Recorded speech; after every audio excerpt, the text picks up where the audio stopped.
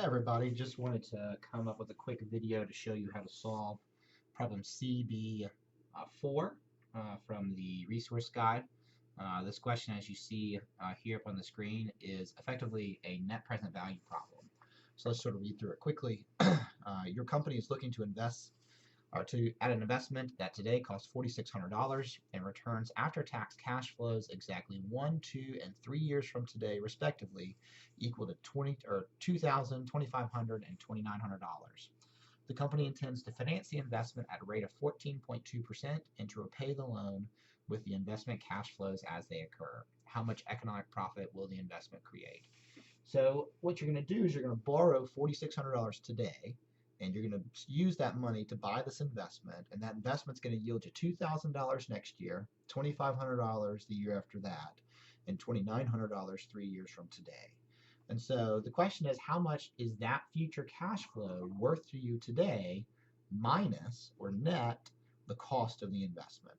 So what we're going to do is we're going to try to come up with a net present value for calculation here. So let me clear the answers out of the way so I can get a little more space to write. And I'm going to show you how to do this via the equations and also via your financial calculator. So let's start with the equations. So remember that net present value of some investment is going to equal the summation of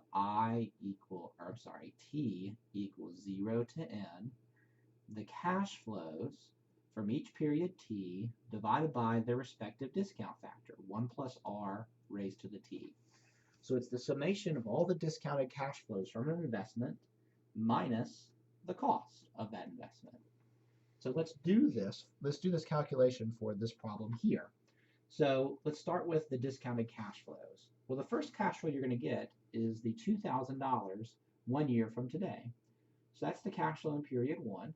And let's divide that by its relative discount factor, 1 plus the interest rate, which is given 14.2% or 0.142, and we're going to raise that to the 1, right? Because you're going to get that cash flow 1 year from now, plus the cash flow in period 2, which is $2,500, divided by the discount factor for period 2, 1 plus 0.142, again, the 14.2% interest rate. But now we're going to raise it to 2, because that occurs 2 years from today, plus the cash flow in period 3, which is $2,900, divided by 1 plus the interest rate, 0.142, now raised to the 3, because that $2,900 is coming 3 years from today. So those three numbers there, those three fractions represent the discounted future cash flow. We're going to subtract from that the cost of this investment, which is $4,600. Now, if we work out the math on that and we solve all the calculations there, what we're going to find is the net present value of this investment is $1,015. Now, what does that mean?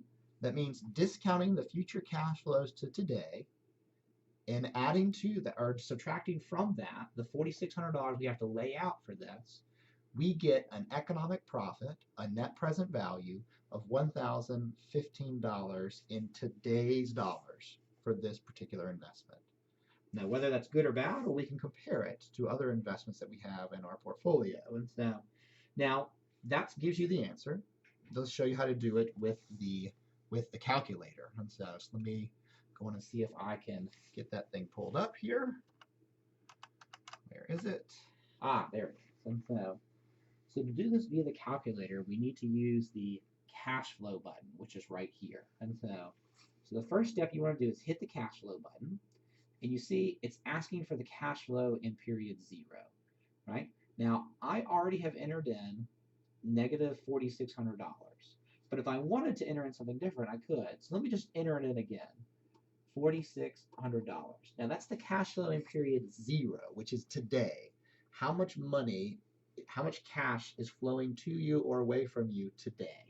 Well, we know that the $4,600 is a cost to us, which means it's a negative cash flow to us. So you have $4,600 negative, and then hit the enter key. And that's going to lock in your cash flow in that period for period 0. Then hit the down button. Now it's saying C01. That's the cash flow in period 1. And you see that it's already set at $2,000. If you wanted to reset it, you could just type in 2000 and then hit enter. And notice it's a positive cash flow because it's money coming to you. Now, once you've entered in the cash flow in period 1, you hit down. The next thing it's going to ask for is F01, or the frequency of the 01 cash flow, the first cash flow. Well, the frequency of that $2,000 cash flow is 1, because you're going to get that for 1 year. So leave it at 1, and then hit the down arrow again. Now it's asking for the cash flow in period 2, which we know is $2,500. So you could punch in a positive 2,500, you hit enter, and you got that locked in. Hit the down arrow again. Now the frequency of the cash flow from period 2 is 1. You're going to get it for 1 year, so leave it at 1, hit the down arrow again.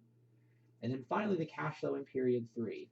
Here's where you would punch in 2900 and then hit enter to lock in that cash flow. Now let's check the frequency, hit the down arrow.